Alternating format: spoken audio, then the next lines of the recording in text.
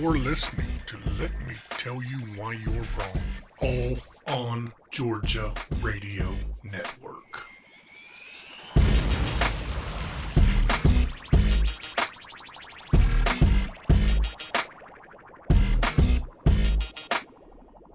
It's the start of the new week, and here we are with episode 91 of the Let Me Tell You Why You're Wrong podcast. I'm Dave Roberts.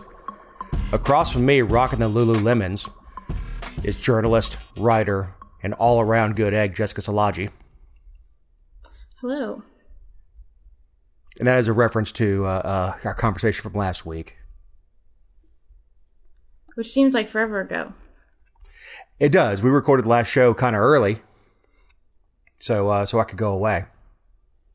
Did you have a nice trip? I did.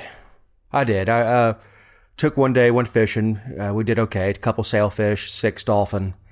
And the guy who owns the boat owns a restaurant, so they cooked it for us. But other than that, it was relaxing. Sit on the beach. Aruba's a desert island, so you really don't deal with rain. It's out of the way of hurricanes, so there's no real risk there. And we kind of enjoyed watching this little blonde that was there. And her brother looked like they were Irish twins, probably 2 and 3 years old. Because where we set up with our chairs and stuff was looking over like a little ankle deep pond or pool before you get to the big pool, and just 2 old childless people watching little kids play in the water.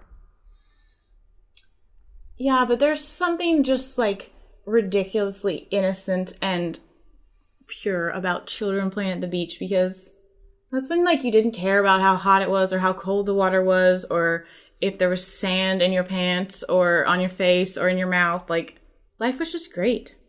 No complaints. Yeah, absolutely. And it's a beautiful place. It's an expensive place. Yes. Aruba is not a third world country. It's a Dutch protectorate. And the other thing is, we went to town one day to do a little shopping, souvenir shopping, which is not very successful in a place like that because everything's from China. 3 cruise ships were in port. Oh my. On a 6 square mile island of a population of 150,000, 9,000 people pour into 1 square mile. Mm. And you want to talk about... So, this woman was walking in one of the shops in a string bikini, barely string bikini, and then a cover-up. The cover-up was completely see-through. It was lace. She was walking around in lingerie. The shop owner kind of looked at us like, you seeing this? I mean, I was so offended, I followed her to 3 different shops.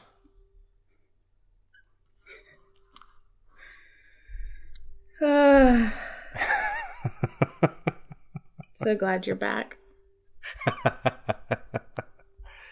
Oh, what would you do without in-depth political analysis like that? I just don't know. Oh, and we picked the only resort on the island that bars you from taking off your top. Who booked the trip? We picked it out together. I mean, it wasn't even a thing, but I'd been to Aruba before. Right. And I've been to beaches in Europe and stuff, and I kind of knew what to expect. But Connie saw that, and she kind of looks at me and goes, "Oh, poor you." That's funny. What are the chances? Well, I guess we'll just have to go to Italy and go to the beach there. That'd be just fine. There are lots of places that allow that.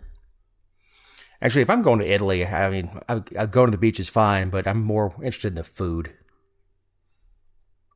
Because at my age, I mean, the food's more interesting. Yeah, I haven't been to Italy, but in Spain, I literally ate my way through. Oh yeah, Spain with ham on, and the tapas and the graciolas. Yeah, it's a very easy place to put on 5 pounds. Yeah, it is amazing. So as we have our elitist conversation about the places we've traveled, we do have an update. As the show dropped last week, that Monday, The governor had gotten wind on our discussion and went ahead and released the commission on marijuana. It was Tuesday. But he got I think he had to listen twice. Yeah, well, he got the show. He heard it like, uh-oh, Jessica Salagi's after me. I better go ahead and get this out. Yeah, I'm sure. What did you think of the committee or the commission members? There wasn't a single patient advocate. Right. There's a cop, like the Smyrna police chief, I believe. Yes. Why? What? I mean. Well, hold on. I mean, I can appreciate that you want to have some law enforcement perspective, but Smyrna? I think that would be the one time when I would maybe support it just being a mega city or someone who has to deal with, everyone has to deal with weed. It's not that. It's just Smyrna. Well, I want somebody in agriculture. Somebody who has a perspective on what it takes to bring a plant from seed to harvest. Maybe I think there was another one who works for a insurance company, health insurance company. It's not that you don't want input from these people, and the input's great. And of course you want law enforcement input, especially when you start talking about where to put these facilities and the types of security you've got to have on it. But input doesn't mean you have to sit on the board. We were wrong. It was the city of Estelle, which is even worse. Yeah, that's what I said. Smyrna Estelle kind of smushes together there.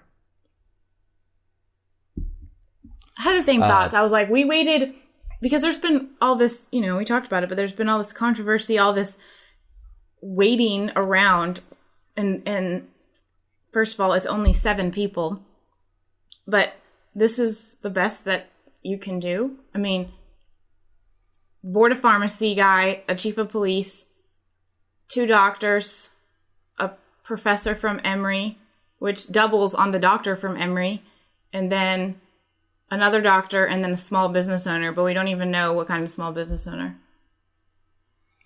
Right. I mean, is he a farmer? Is he an HVAC guy? I mean, I don't know what would qualify me to sit on it, but hell, I'd sit on it.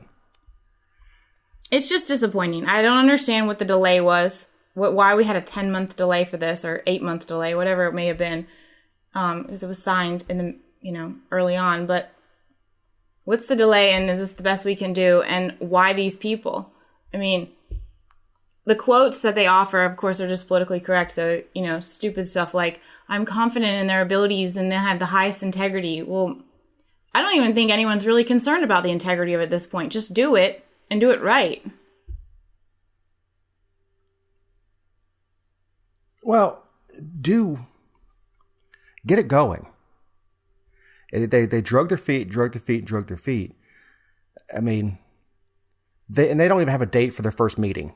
No. And what are they going to discuss at their meeting? I mean, I don't. That's a great question. The law's there, but so they meet. Then what? What's they going to start from scratch with what the application process is going to be? They're going to have the first meeting on what the application should look like.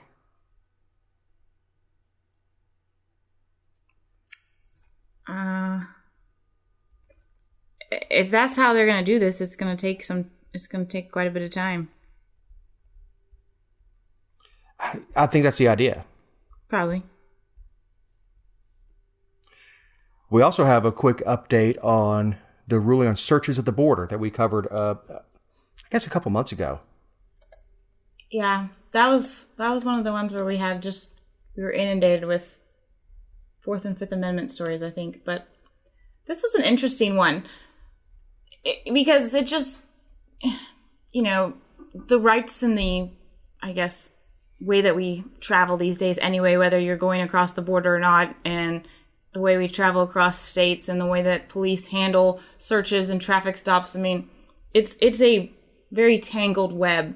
But this judge ruled last week that border agents have to have reasonable suspicion, but not a warrant to go through phones or laptops or your Apple Watch or whatever it may be at the border or at ports of entry.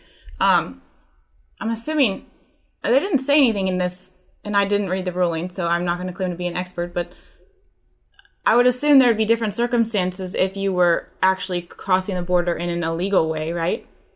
Because you've already broken a law. Right. So this is just at ports of entry, like when you're driving across. Because what we were seeing was people, they would take your phone and use those data systems where they could scan all the information. And they look for everything from like where you're coming from, where you're going, to seeing if you have child porn or counterfeit goods, all kinds of stuff. So this said that they have to have reasonable suspicion to do that search, which is interesting. I mean, I can appreciate that at least there's now a threshold, because we didn't have any type of standard before this. They were just letting them do whatever they want. But now, I mean, at a traffic stop, you have to have more than reasonable suspicion to search my phone. So what's the difference? Right. Well, there is generally an acceptance and within the law of when you're crossing the border that they don't have the same the same standards. I mean, they can't stop you on the street, tell you to open up your suitcase. They can at the border. I actually cleared customs coming in country coming out of Aruba, which was a fiasco in itself. It's like an hour and a half line in a poorly conditioned area to go up to the border patrol, and they go, "You have any fruits and vegetables?" "No, sir." "All right." Never even looked at our passport. Ugh. And then you got super troopers out there. They, "Let me see your phone. Let me search your phone." I mean, I'm glad to see that the court has restrained them a little bit. Reasonable suspicion is a pretty low standard. Yeah. I mean, I guess if you're a dude traveling alone to Thailand, I mean, there could be. Is that reasonable suspicion? I don't know. I don't like that terminology.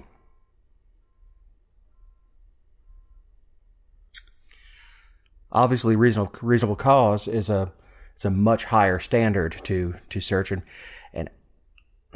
I don't know. I don't know where that tangles up with physically searching your person, which they do, and they have the right to, and they search everything you have when you get on an airplane. You go through a body scanner, get patted down, get everything you take with you goes through an X-ray machine, and then if they decide they're curious, they open it up.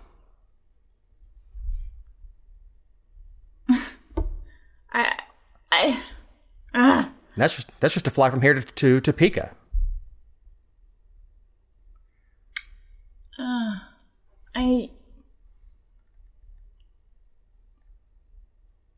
So someone said with ACLU, sometimes they're just really spot on. Other times I feel like they missed the mark, because one of their representatives or attorneys or whatever, somebody was quoted in the article that I read saying, "By putting an end to the government's ability to conduct suspicionless fishing expeditions, the court reaffirms that the border is not a lawless place and that we don't lose our privacy rights when we travel." Well, first of all, we absolutely do. And second, this it's nice, thank you, but this isn't like a slam dunk swing from the hoop type thing. Right. So I'm glad to see the court restraining. Like I said, it's just not what we would like to see, and of course, it sure does allow them to beg forgiveness later. If they find something in somebody's phone, they go, "Well, see, I had reasonable suspicion. I searched it, and obviously I was right." But we discussed what we did. We don't need to belinger, but there are a lot of things on your phone that are personal. Banking information. Right. Passwords, bank information, credit card information. Hell, people may have nude pictures of themselves on their phone. Not that it's a good idea, but it's private. And just because you're crossing the border doesn't give anybody access to have that. Well, and those things aren't crimes. So, you shouldn't be assumed to be committing a crime just because you're coming across the border. I don't like it. Right. And like you said, if you're making an improper crossing, you're already committing a crime. In that case, you can do whatever. Although most border jumpers aren't sitting there with an iPhone. I wouldn't think. I think if you can afford an iPhone in most countries, you're doing pretty well. True. So one of the bigger stories of last week, the courts are going to allow Sandy Hook family case against Remington to proceed. SCOTUS says they will not hear the case. This was a rejection of an appeal by Remington, who argued it should be shielded by a 2005 federal law preventing most lawsuits against firearm manufacturers when their products are used in crimes. The Connecticut Supreme Court ruled earlier 4-3 the lawsuit could proceed for now, citing an exemption in the federal law. Now, there's a lot of confusion about this because the headlines are misleading. Honestly don't think it's on purpose. I think it's just because it's hard to explain this type of thing in a headline. But this was in this Connecticut Supreme Court. They said it could go through. Then it was appealed or overturned. That was appealed. And so it was appealed again to the Supreme Court, and they said, no, we're not going to hear it. So it went back down to the lower courts, and that's where it's going to proceed. Just so people understand. A district court. I don't understand the basis of the lawsuit. The basis of the lawsuit is that they're saying that they should have never sold a weapon as dangerous as an AR-15 rifle to the general public, and that they specifically targeted younger males by putting them in certain marketing things and then putting them in video games. Well, here's the thing. If that firearm blew up in somebody's face because of a manufacturing defect, that's a reason to sue them. That rifle functioned as designed. In fact, Remington doesn't sell directly to the public. They sell to a gun store. They used to sell to Walmart or whoever else. So to say that they're marketing to adults. Well, absolutely. But they they allow their product to be used in a video game. And I'm like, do they really have the option there? I mean. Well, Remington doesn't own the AR-15 platform. Right. Elliot Stoner invented it. When he was head of Armalite. But they don't own that design. There's nothing proprietary that Remington was using to on their rifles. They're called mil-spec, the military specifications. You can take a bolt out of a Remington and put it into a DPMS. For the most part, the parts are pretty much interchangeable. You can take the complete upper off of one manufacturer and put it onto the other and snap it together and go and shoot. They're really mad, and I get that they're really mad. And the person they're really mad at is dead, so they're going to take a swing at anybody they can. And I hope Remington doesn't settle. There's no way they will. There's no way. How could they? The precedent would be disastrous.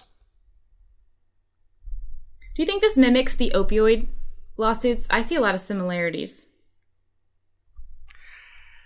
It does. Other than the fact that in the opioids, the government is the plaintiff, but. Well, and the basis behind the opioid is saying that, and apparently this is what happened. Their representatives went and told doctors that they're not addictive. When they first started rolling all these different opioids out, is that they're not addictive. They're safe. And the way they were marketed to doctors with spiffs and things like that. So there's a bit of a difference there. Nobody was going to individuals and saying, hey, not door to door selling AR-15s. And the fact is, the AR platform is spread out among dozens, if not hundreds, of manufacturers. The AK-47 functions differently, but has the same capacity with large magazines. There are many platforms that have larger capacity magazines. In fact, I've got a Beretta 92FS that I've got a long stick mag for. I don't leave it in there because it's ridiculous looking, but I bought it because I wanted it. But it holds 30 rounds out of a pistol. So the lawsuit itself is absurd and is costing a lot of money. And I think they're just hoping to run Remington out of business.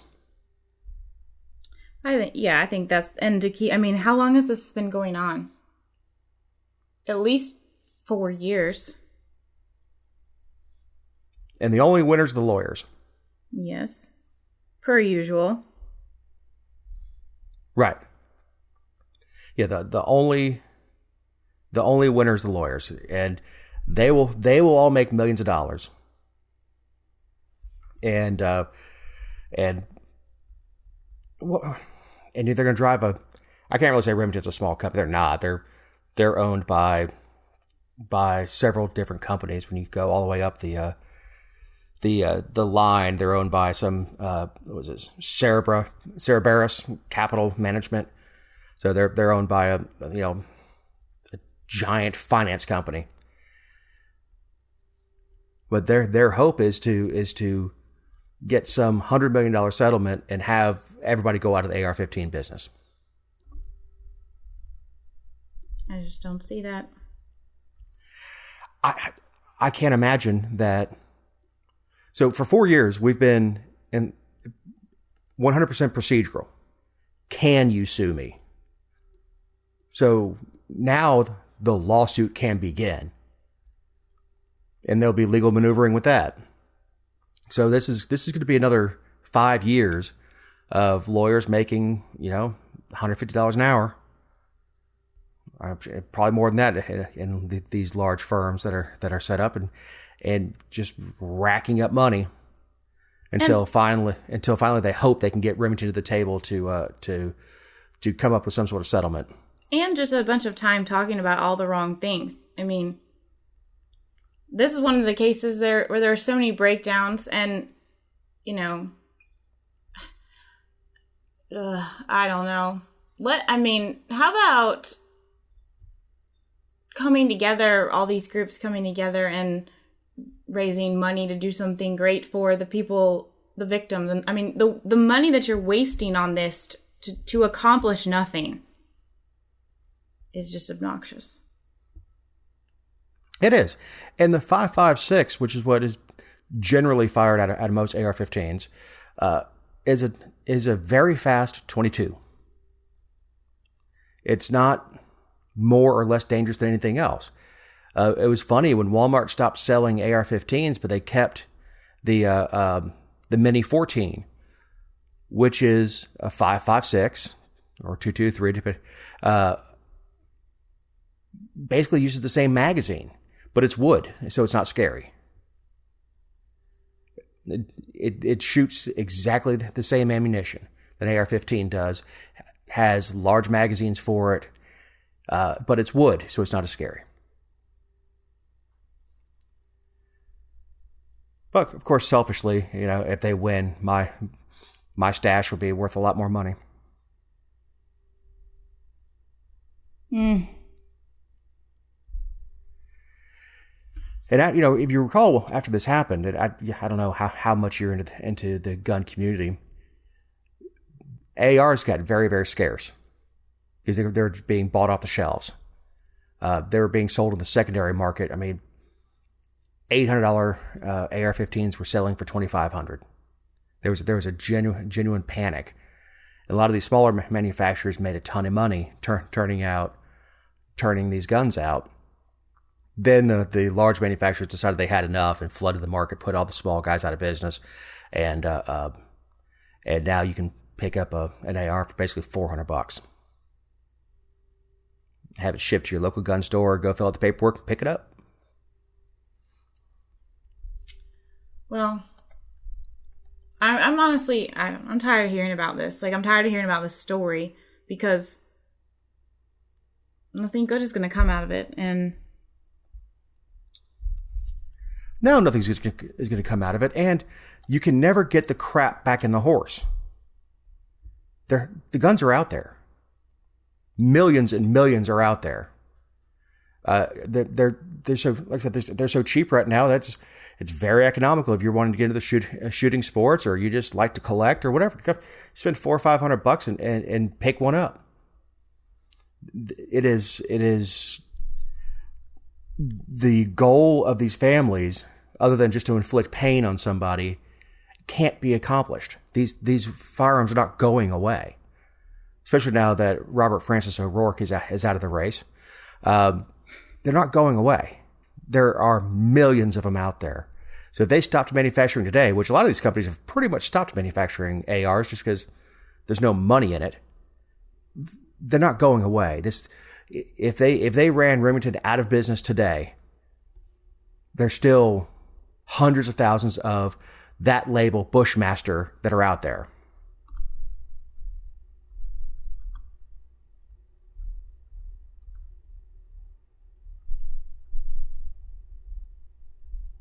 So, I blinked at that point. I was actually,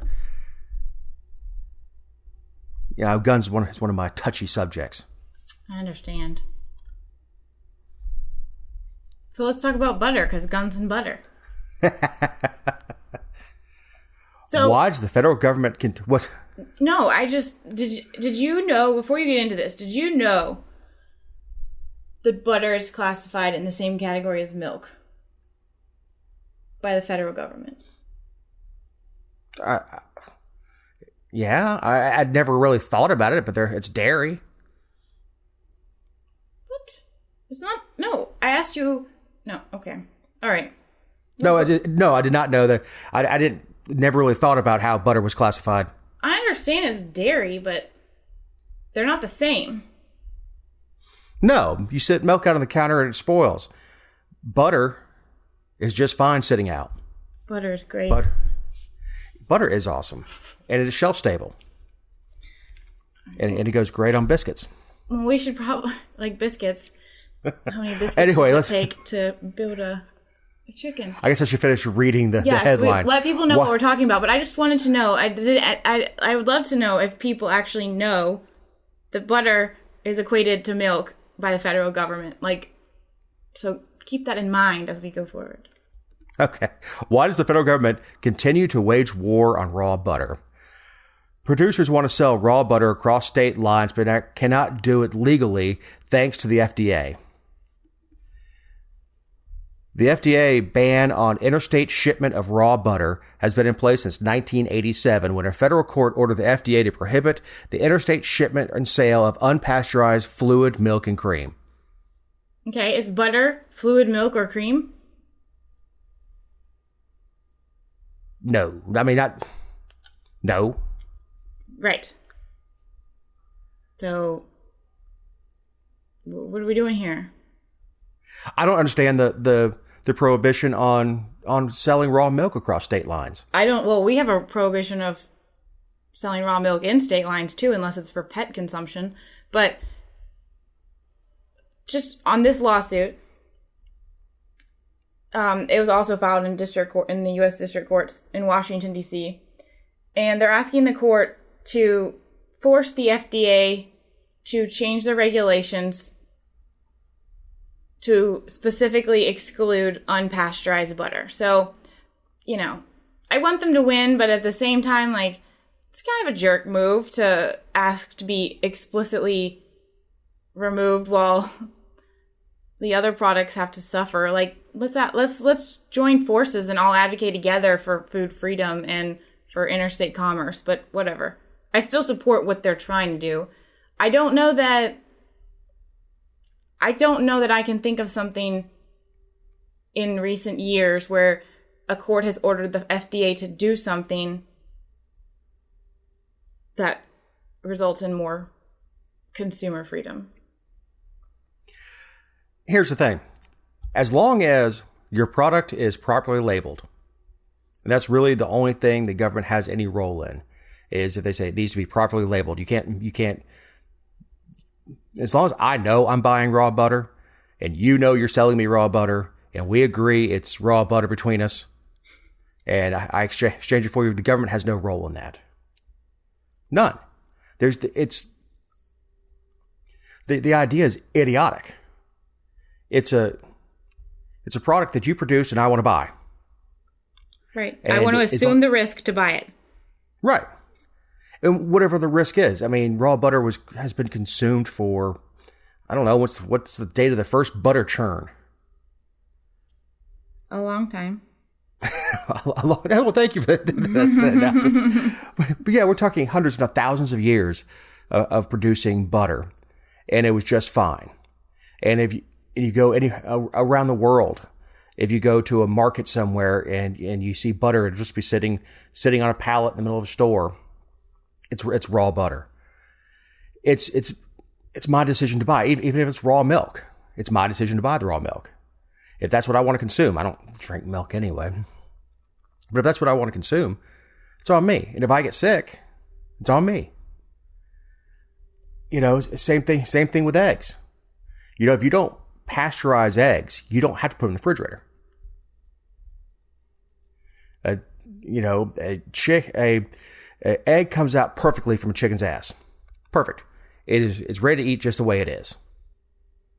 There's no need to wash it and wash all the natural coating off of it. When my wife and I were talking about when she was a kid, they had chickens. The eggs just sat on the table, and you'd grab one and crack it and go cook it. Food safety has gotten out of hand when I can't legally go buy something that I want. If I decide that raw butter is good for my family, that's on me. Sure. I mean, it's all out of hand, the amount of regulations that we have in all of this, because we are expecting, you're assuming that the FDA is making all the right decisions and has all the right information and is holding all these companies and producers' feet to the fire when we see recalls and warnings and, all the time. So they're flawed in their own. They can't protect you. They can't prevent you from getting sick. So you might as well just assume the risk and be allowed to buy from who you want to buy from. Right. And look, if that's what you want, we don't see these recalls, the problems that cause the recalls, which is usually some sort of, poop. Poop that gets in the greens that cause them to have recall. If you go buy from a local farm, you don't have that problem. Even if they are using manure, I'm smart enough to wash my lettuce. You probably want to get the natural fertilizer off the lettuce before you consume it. And we also, when you travel outside the country and you do things like eat an egg, it has a different taste. The butter has a different taste. It's natural. And I'm not saying it's good or bad. I'm not an anti-vax person or vax person. I don't care. Do whatever's right for your family. As long as you're fully disclosed on what you're getting, please go with God. Via con Dios. Buy whatever you want. And if you want to go to a local farm that, Mary is out there churning butter in the barn and you want to buy that butter, buy the butter.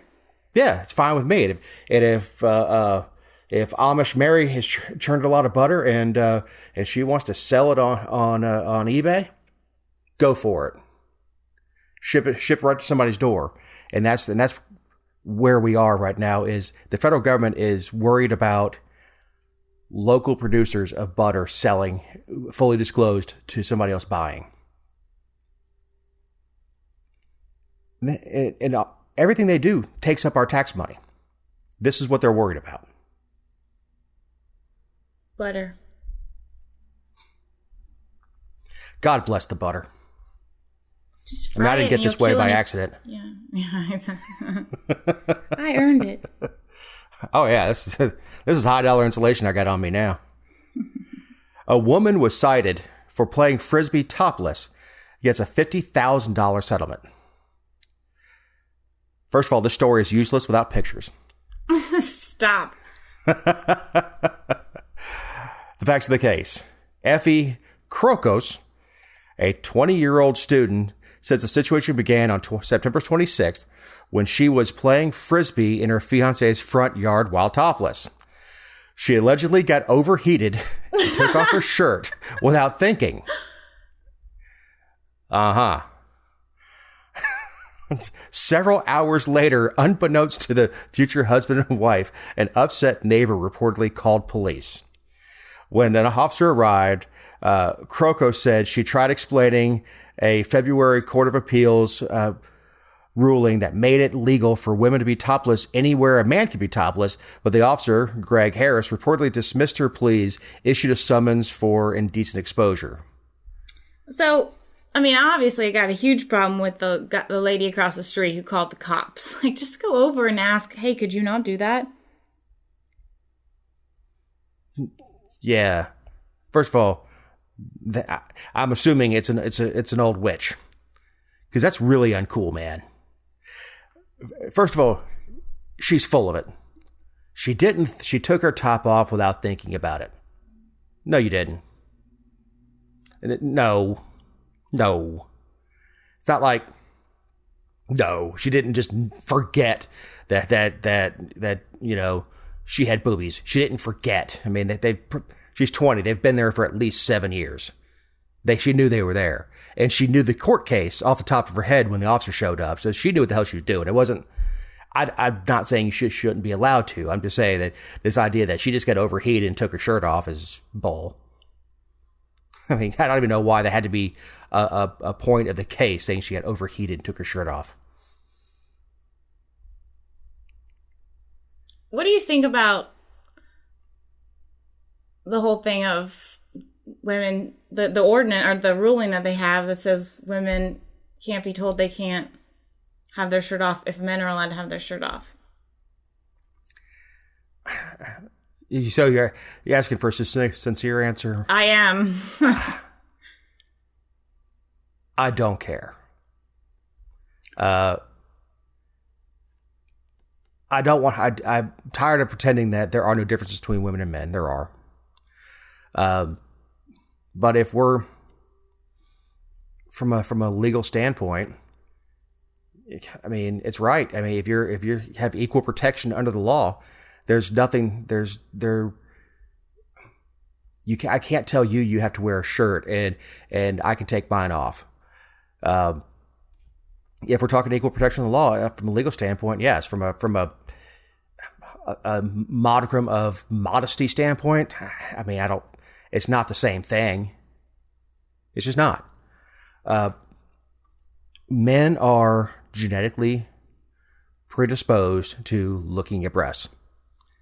As you know, I fed Matt the baboon line probably a year ago on the show, but when human beings started walking upright, there had to be a way of noticing that a female was of reproductive age. Humans are the only mammals on Earth that have defined breasts before being pregnant.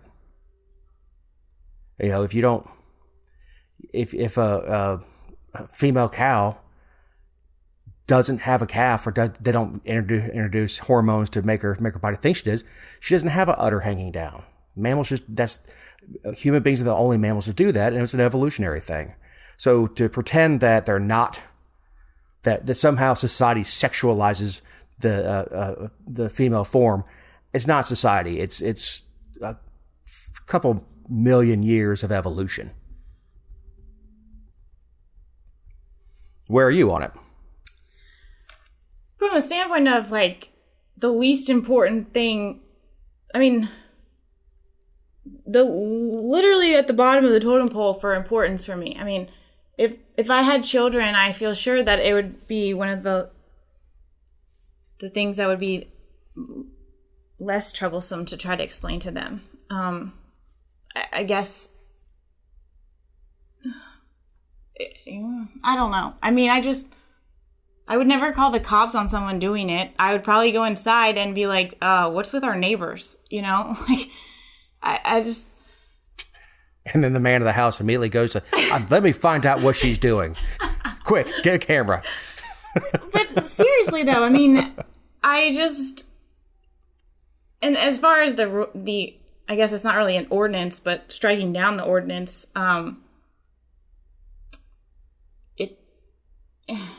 equal protection under the law. I mean, I guess my question was like, how often was this being enforced and in what context? Like, sure, equal means equal, but, you know, is one person getting cited in their yard every few years what caused the ordinance to be struck down? Look, in a neighborhood, playing topless frisbee in your front yard is kind of uncool. All right, I mean, it's immodest, which, you know, I understand you're 20, and, I mean, nothing will ever be in the perfect place that it is when you're 20. Mm-hmm. You know, she has yet to feel the touch of gravity. So if you're going to do it, 20 is the time to do it, not 60. Is that a PSA? Image.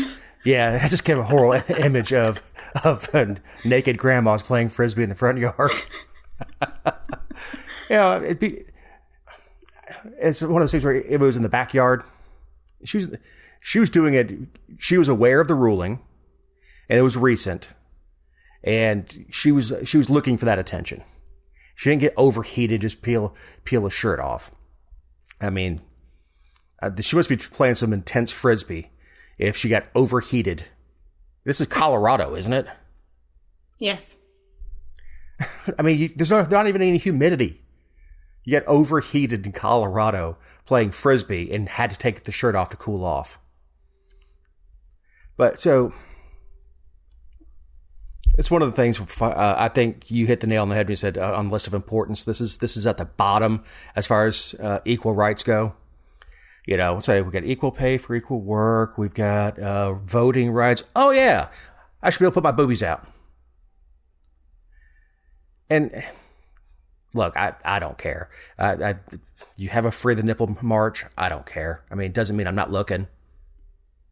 I mean, I kind of want to go to those things with a handful of dollar bills and start handing them out because obviously I owe you something for this. But, you know, you go walking on the beach in Spain. You go to a lot of places. You know, I kind of made a joke about Aruba, but, you know, I'd been there before. It's just not a thing. It's just not a big deal. But there are times and places you don't go to the market in Madrid and see people walking around topless. You also be inappropriate walking around in a bikini in a market in Madrid. It's something that you do at the beach. I mean, I don't think there needs to be a law. It's just people need some sense. Well, that's how most things could be settled, but here we are. Yet here we are. But I think it's coming. I think what's going to happen is it'll end up being a nationwide thing where it's considered equal protection. You can't require. It used to be when I first got to the corporate life, women were required to wear dresses and hose, and you know then it was a big coup when women were allowed to wear pants. So I think this is it's gonna peak. It's gonna be made legal, and then you're gonna occasionally see somebody at a pool. You think this will ever die down? This gender nonsense of equality that we are the exact same. Like that's the thing. Being equal under the law is different than being identical. Oh sure. We can't even figure out what bathroom to use right now. I mean, I don't even know. I mean, we can't. We're still hung up on how many genders there are. So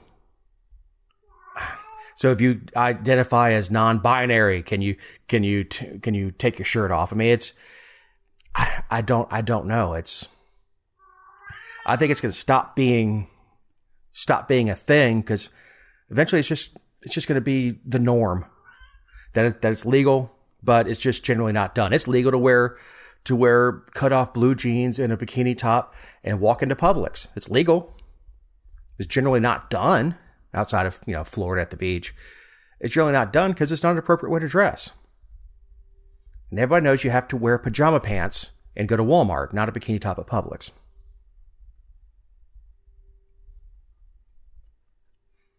Well, that will be a thing too. A 300-pounder with no top on and pajama pants and flip-flops walking around Walmart once this thing happens. And then everybody loses.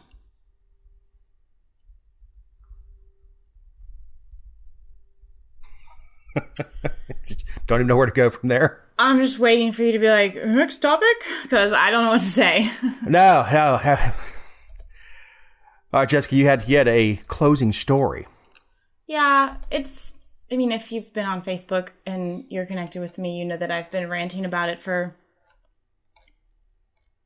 a while now, and I don't really know what to say. I mean, last week on Wednesday night, for the second time, Ray Cromartie was supposed to be executed, and they actually carried it out last week after the Supreme Court failed to hear grant his last request for a stay to conduct the forensic DNA testing. And somehow, I've always been, or not always, but for a very long time now, I've been on the citizens or concerned citizens against the death penalty for Georgia email distribution list. And at some point they started, the attorneys, it was given to his attorneys, and they started sending out their documents and things like that. And so I really got to see what they were saying and what arguments they were making. And what I didn't know is that, if you're not familiar with the case, there was an armed robbery of a convenience store back in 1994. 2 black men killed a clerk, shot him. He died. It was supposed to be just an armed robbery, but it turned into a murder. Ray Cromartie was charged with malice murder, I believe, and a couple other, lower charges. He was sentenced to death. His supposed accomplice was allowed to testify against him, take a plea deal, and was out in, I think, 10 or 12 years, and has been missing. He was on probation, but he's been missing since 2015. And over the last, first of all, everyone who says, oh, I wish that, we should just execute them so much faster. The appeals process in Georgia alone, before he could go to the Supreme Court, took 14 years. 14 years. And it wasn't because of him. It was because of the state. So everyone who holds that belief should really dive a little deeper and do some research on how long the state holds things up and how they drag it out and take months to do one little thing. But back to the story. As he was going through the appeals process, there's multiple steps that you have to take and different levels. And he applied for a new trial at some point because a witness came forward who had testified initially that he was there, and the witness recanted their story. And then even the state's evidence, like even in Attorney General Chris Carr's press releases that he sent out about this case, they would say, there's surveillance footage, but it wasn't clear enough to show that it was Ray Cromartie. It was just someone who matched his description, which was basically like a black man of a certain height. So the witness recanted. The things became less and less clear. Another witness said that somebody else confessed to the murder to them. And then there was this idea of forensic DNA testing, which didn't really become a thing until the early 2000s, and his trial was in 1997. So none of his evidence had ever been tested for any type of forensics. Well, in Georgia, we have post-conviction DNA testing. All states do, but we have one of the worst in the nation, where you can only ask for it one time. And supposedly he asked for it at the wrong time. And so they denied it then. And then every other time that he's asked for it throughout this process, as his execution dates have come closer and closer, and as the walls closed in, the state and the state Board of Pardons and Paroles, the Attorney General, the Georgia Supreme Court, the Georgia Court of Appeals, the U.S. Court of Appeals, and the U.S. Supreme Court all denied his request for post-conviction DNA testing. So, and the DNA testing was ammunition, casings, and some clothing. So their argument, which Ray Cromartie has maintained his innocence for 22 years, their argument was, test this DNA, we can show you that this man was not the shooter. And I don't even think they were really even concerned with getting him exonerated completely and out of prison. I mean, yeah, that would be step 2, but it was so inferior to making sure the state didn't kill him. And I think what was most remarkable about this case was that the daughter of the man who was killed in the convenience store advocated for him over and over and over and wrote letter after letter to different entities, to boards, to attorneys, to district attorneys, to judges, pleading with them to just test the DNA because she did not want another man to be put to death improperly in the name of her father. And every one of her requests was ignored. Every single one of them. No one ever responded to her. No one answered her calls. No one obviously granted her wishes. And the state killed him. And they don't know for sure if he was the person who killed someone else. And my anger about it is that, we watch our lawmakers and the people in elected office bend and break the rules all the time for all the wrong reasons. And I am disappointed that whether you're in favor of the death penalty or you're not, how can you lay your head down at night knowing that you had every authority and every earthly ability to stop that execution and at least conduct the testing? And you chose not to because the law. I don't know of any more of a gross injustice, and it makes me sick and sad and super cynical, and that's my 4 or 5 minute rant. What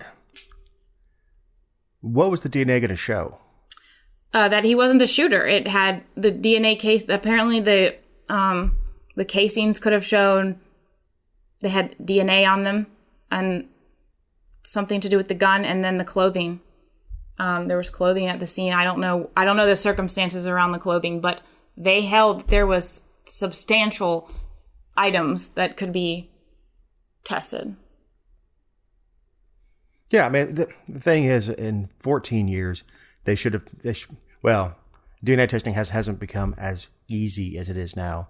Right. Until recently. There's no reason not to. That's exactly right.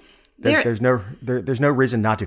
I don't know if the DNA would have exonerated him. If they say, well, there's DNA on the shell casing, all that means is at some point my DNA was in contact with that casing. Sure, but here's what you can say. And I am not shy about saying that I am against the death penalty. I used to be in favor of it. But here's what you can say as a pro-death penalty person. Not you personally, but people. Like, if you want it to be better, then exhaust all of the avenues and say, well, we went through everything. We let this witness, because the witness was willing to say, I perjured myself and I'm willing to suffer the consequences of doing so. And if that means jail time or whatever, they were willing to do that. So let them put their testimony on the record because they never allowed that person to come forward, and then test the DNA. And if a jury or a judge or whomever still believes that this person is guilty, then I'm still not in favor of it, but at least the system didn't fail someone. Well, the witness testimony bothers me so much more than DNA. I don't know what the DNA is going to show. Sure. But I'm not a forensic pathologist or anything else. I have no idea. Just the presence of DNA on a shell casing wouldn't prove anything to me one way or the other, but a witness coming forward and saying, yes, I was incentivized to lie, the fact that his cohort can't be found, and was given a lighter prison sentence for testifying against him. He had every reason in the world to blame the other guy. Absolutely. I'm not sitting here saying that he didn't kill him. I don't know. No, that's the problem. The fact that I don't know is a problem.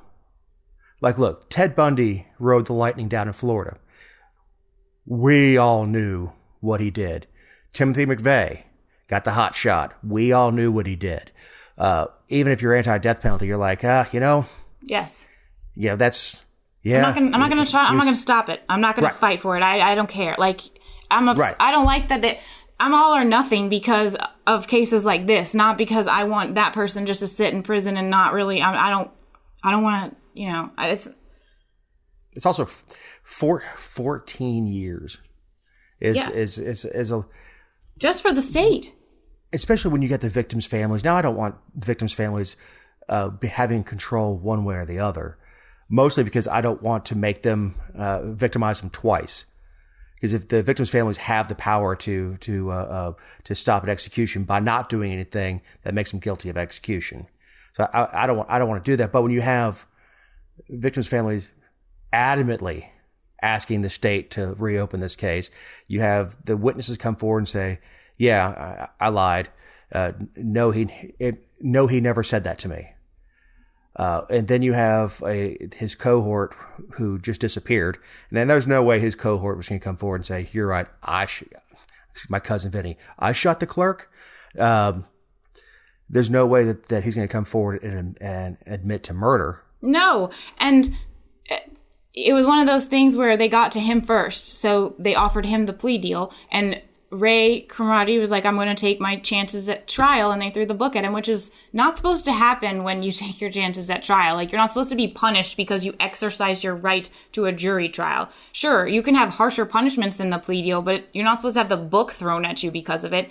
And the DNA testing, so they call them accomplices, but the problem is that Ray Cromartie has always held that he wasn't there. And so if his DNA is not there, like, that's compelling because they're saying that he was responsible for the entire thing.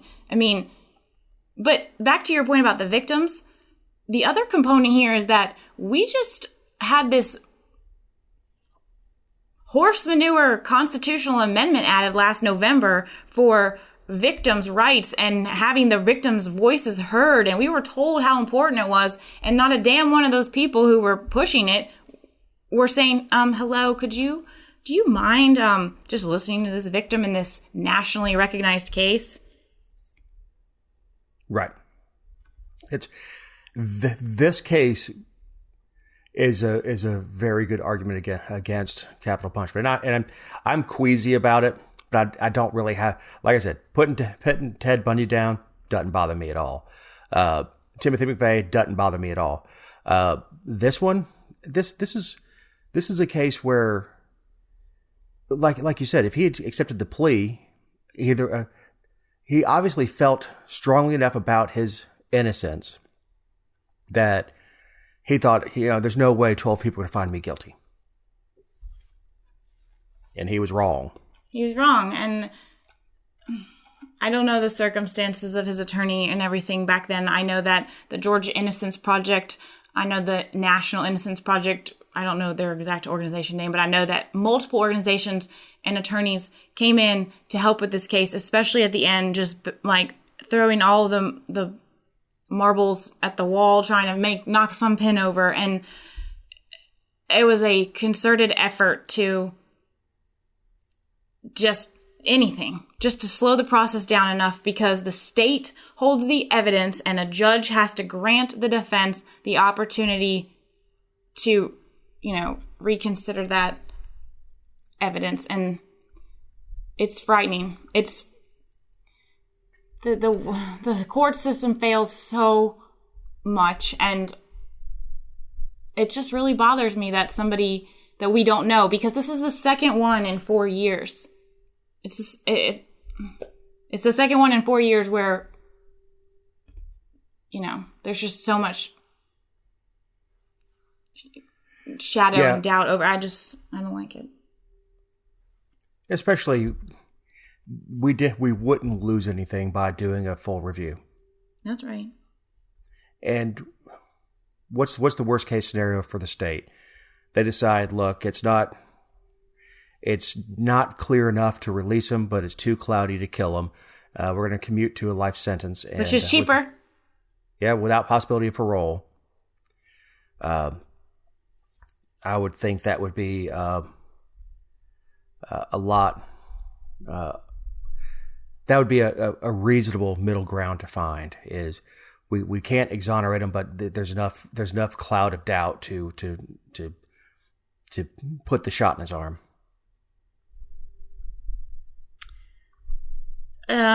There's legislation in our legislature right now pending. I don't know how far it will get, and Kemp hasn't really taken a position on this because it hasn't come up in a while, but maybe this case will put a little fire under him to have to pick one way or the other. But 6 lawmakers we talked about on the show want to repeal the death penalty altogether. If they're not going to do that, I feel like if you are on death row, you should have... We need to totally redesign this process. Well, and that's what makes it possible. I'm not comparing the two, but it's a good study. The Nazis found that just going and executing people was very difficult to do. It was hard on the soldiers, even the hardest of the SS. So they created a bureaucracy, and it was a process, and every person along the chain had their job to do in the process. And they found that putting something horrible into a bureaucracy made it easier for those who were committing the crimes. Not comparing the two. This is not. Right, you're just talking about the mentality of what has to happen. Right, the mentality.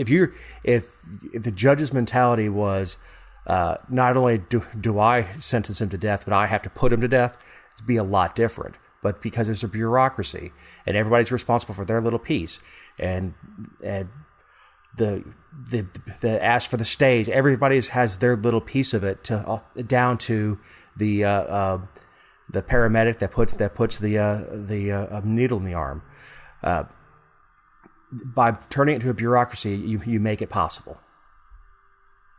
And everybody can throw their hands up and say, "Well, I did what I could," and because no one person can say, "Yeah, it's on me that Ray Cromartie died last night or last week." Now you know when we recorded. Surprise! Surprise! It's not live. So I got back from vacation last week. We spent a day at home. Then we went to Wicked at the Fox and stayed at the Georgian Terrace for a night. Musical theater's not my thing. No? They're all... I know, you're shocked. They're all very, very, very talented. And we had great seats and all that stuff. And it was a gift for Connie because her birthday's this month, and there's only so much jewelry I can buy her. And so I saw a sign for Wicked, decided and asked her if she wanted to go. So I got seats, but it was... they're all very talented. And if you get a chance, you want to do something nice for your wife, take her to go see Wicked. It's the wives enjoy it, and it's 2 hours. I mean, so it's 2 hours. I mean, out of your life, it's fine. Plus, they have cocktails. Woo! So, thank you for listening. These have been our opinions, not necessarily those of All in Georgia. Like and share us, and give us good ratings on whichever platform you use. For Jessica Szilagyi, I'm Dave Roberts. Have a great week.